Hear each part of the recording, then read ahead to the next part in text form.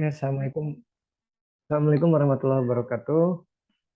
Pada kesempatan ini kita akan membahas materi bagaimana implementasi dari kelas diagram. Kita akan implementasikan dia ke dalam program.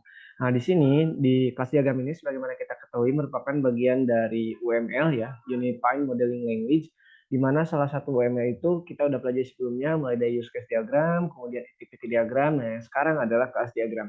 Di mana di kelas diagram ini itu akan ditampilkan secara lebih spesifik, lebih detail daripada data dan struktur data yang akan dipakai di dalam program. Di sini saya memakai contoh ada dua buah kelas diagram di mana salah satu yang akan kita pakai di sini adalah kelas user. Kelas user ini memiliki dua bagian utama yaitu untuk atribut dan juga untuk metode. Untuk atributnya di sini terdiri dari ID, nama, password, address sama nomor HP. Yang mana kelimanya ini saya setkan secara private. Artinya atribut ini dilindungi secara private dan dia tidak bisa diakses oleh kelas lain. Contohnya ini untuk kelas menu, dia tidak bisa mengakses atribut yang dimiliki oleh user. Nah, kemudian di bawahnya itu ada metode. Metodenya berupa login, logout, sama daftar. Di mana untuk metodenya ini saya setkan secara public. Yang mana nanti setiap metode yang ada di dalam kelas user itu boleh dan dapat diakses oleh kelas menu. Oke, kita langsung ke praktikumnya. Berarti yang pertama, di sini saya akan menggunakan bahasa pemrograman PHP. Nah, pastikan bahwa kita ketika menggunakan PHP, karena PHP itu basisnya adalah basis server, maka kita harus menjalankan web servernya. Oke, ini sudah dijalankan. Kemudian kita akan memastikan bahwa server kita sudah berjalan. Nah, ini servernya sudah berjalan. Kemudian selanjutnya adalah kita akan membuat sebuah file di dalam VS Code saja untuk editornya, untuk lebih mudah.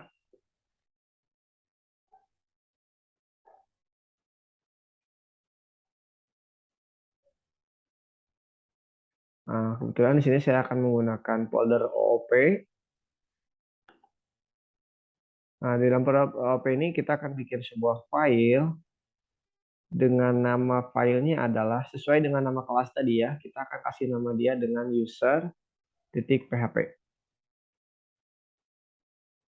Kita akan buka filenya ya. Tadi nama foldernya adalah OP.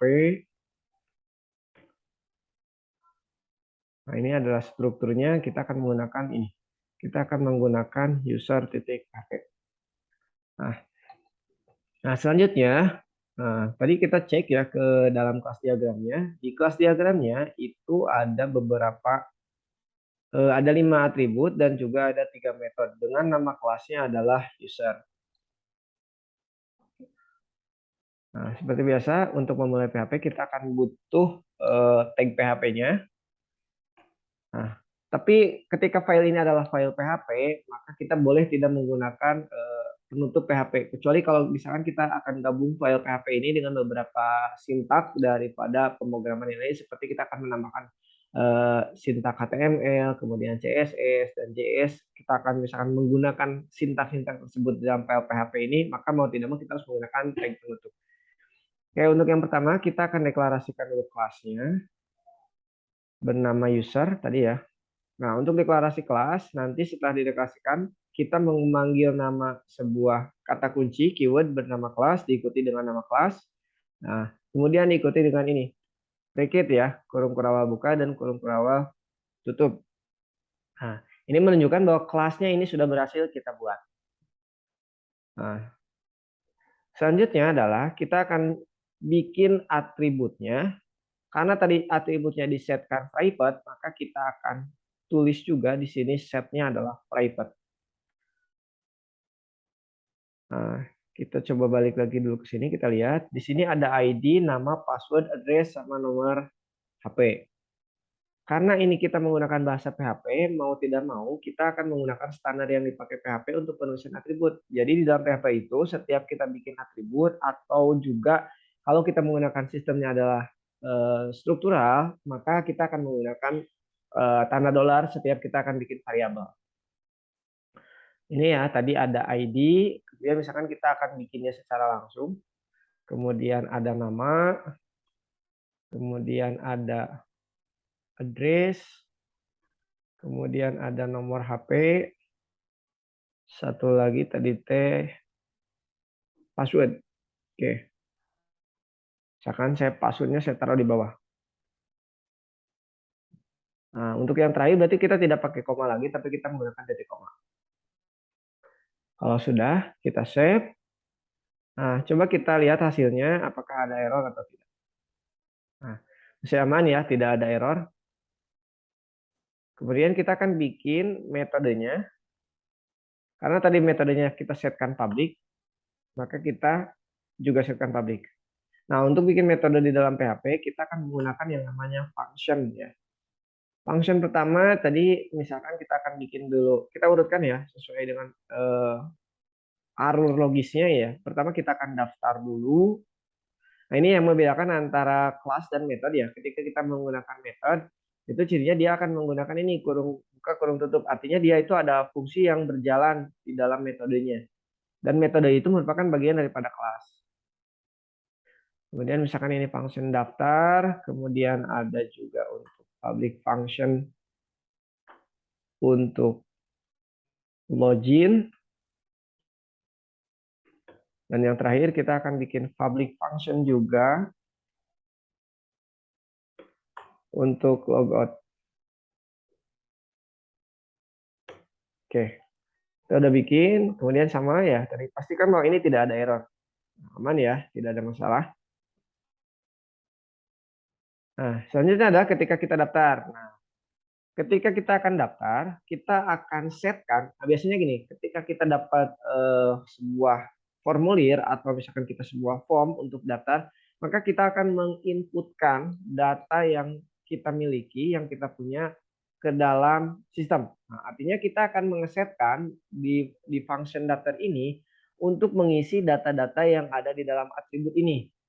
Nah, mau tidak mau kita akan bikin parameter untuk mengisi datanya. Nah, sebagai contoh, nah karena ini di dalam objek ya, kita bisa menggunakan perintah bawaan namanya adalah this. Nah, this ini merupakan sebuah keyword khusus yang dimana dia digunakan ketika kita akan merujuk kepada atribut ataupun kepada metode yang ada di dalam objek. Misal nih, saya akan mengisi this, yang mana saya akan mengisi ID itu dengan value apa. Nah, karena kita akan menggunakan parameter, misalkan saya bikin dulu parameternya, ada ID, sesuaikan aja dengan jumlah atribut yang diminta, address, kemudian nomor HP, dan yang terakhir adalah password. Misalkan ini saya punya 5 parameter, ID, nama, address, nomor HP, dan password. Nah, di mana si ID ini itu akan berisi parameter ID. Kemudian untuk nama, ini juga akan berisi nama. Kemudian untuk address, kita juga akan isi dia dengan alamat.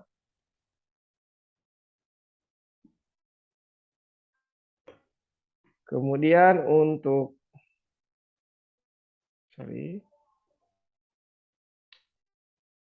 nomor HP juga kita akan setkan dia dengan parameter nomor HP. Dan yang terakhir untuk password.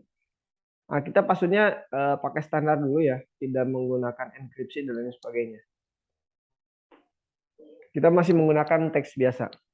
Ini udah ya, udah kita setkan parameternya. Kita akan coba cek lagi apakah di sini ada error atau tidak. Masih aman ya, tidak ada error. Nah, selanjutnya adalah kita akan coba implementasikan dia ke dalam objek. Nah, yang kita bikin ini adalah kelasnya ya. Nah, sebagaimana kita tahu, kelas dan objek itu adalah dua hal yang berbeda. Kelas itu adalah blueprint yang akan kita buat untuk bisa membuat sebuah objek. Artinya ada beberapa objek yang bisa kita buat dari satu kelas yang sama.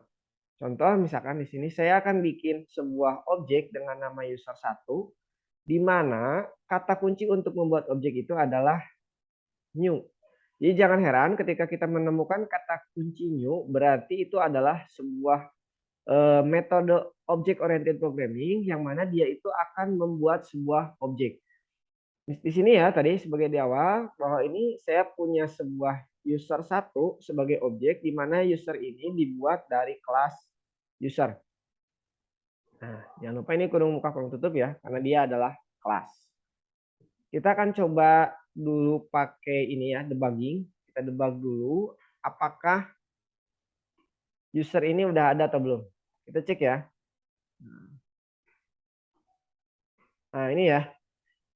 Di sini yang ditampilkan itu adalah atribut atau ciri daripada objeknya. Misalkan di sini ada ID user, ID ini adalah nama atribut, user ini adalah nama kelas, di mana dia disetkan private dan isinya value-nya itu adalah null atau kosong. Nah, oke. Selanjutnya, berarti ini tidak masalah ya, tidak ada error. Nah, contoh lagi, misalkan kita akan setkan user ini untuk daftar, kita akan kasih dia ID-nya misalkan 001, namanya misalkan Dede Rukmana. Nah, berarti saya hanya mengirimkan dua buah parameter ya, hanya mengisi untuk ID dan mengisi untuk nama. Kita lihat hasilnya ketika di Vardam, apakah nilainya sudah masuk atau tidak. Nah, ternyata error. Kenapa error? Karena untuk parameternya tadi kita setkannya adalah 5, tetapi yang baru kita isi itu ada 2. Kita akan coba setkan semua. Addressnya misalkan saya isi Tambak Sari. Kemudian nomor handphonenya saya isi.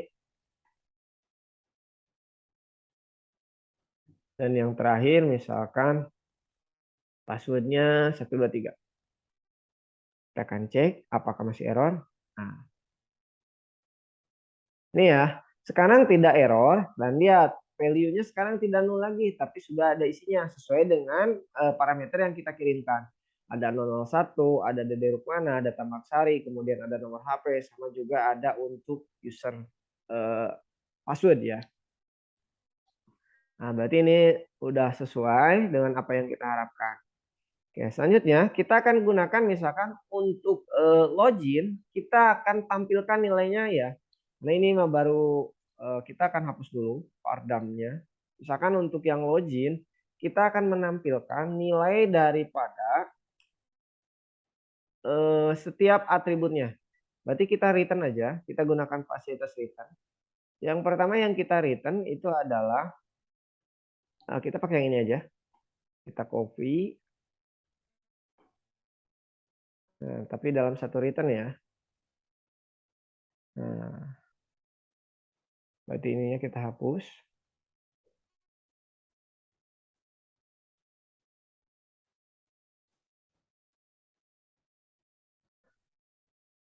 Ini returnnya saya hapus.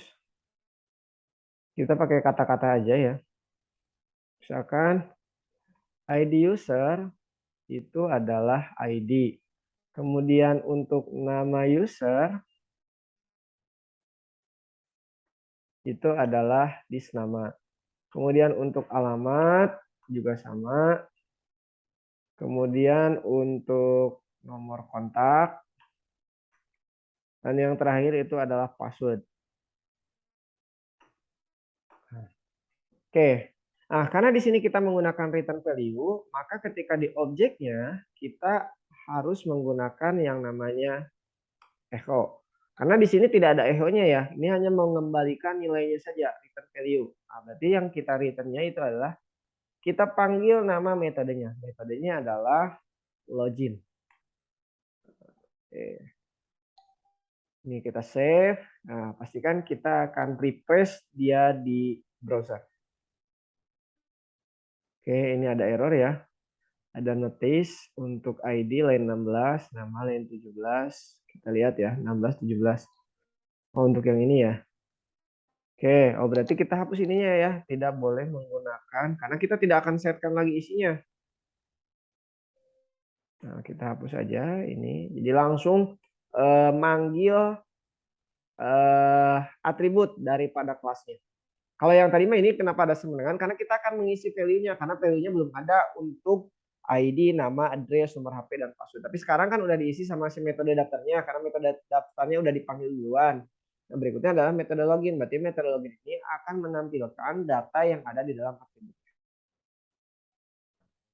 Oke, kita cek. Nah, ini ya. ID usernya 1, nama usernya dari mana, alamatnya Tepak Sari, nomor kontak sekian, passwordnya sekian. Nah, kita akan buktikan bagaimana kalau misalkan kelas yang sama kita bikin untuk beberapa objek. Misal kita akan bikin objek yang kedua, kita ini pakai enter dulu ya biar kelihatan. Nah, kita akan bikin objek untuk yang kedua. Ini copy aja, nggak apa-apa. Kita bikin objek yang kedua, misalkan namanya adalah user 2. Biar dibedain ya, biar bisa kita ngebedain bahwa ini user pertama, yang ini user kedua. Nah, berarti ini kita ganti nih. Ininya 02, yang ininya namanya misalkan Budi, alamatnya misalkan jadi Banjar. Kemudian ini untuk nomor kontaknya kita rubah juga. Kemudian ini untuk passwordnya kita rubah lagi. Misalkan jadi Banjar 123. Nah, ini udah kita save. Kita refresh ke sini. Nah, seperti itu ya konsep daripada kita implementasi daripada kelas diagram ke dalam program. Jadi sebetulnya si kelas diagram ini membantu kita ketika kita akan membuat sebuah program aplikasi.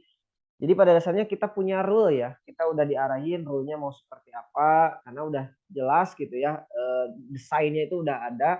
Jadi kita tidak bingung lagi mau ngapain, mau bikin codingnya seperti apa, karena udah ada di kelas diagramnya. Mungkin yang belum disediakan di kelas diagram itu adalah isi daripada metodenya. Misalkan nih metode daftar tuh isinya seperti apa. Nah itu adalah bagaimana kita menerjemahkan itu semua.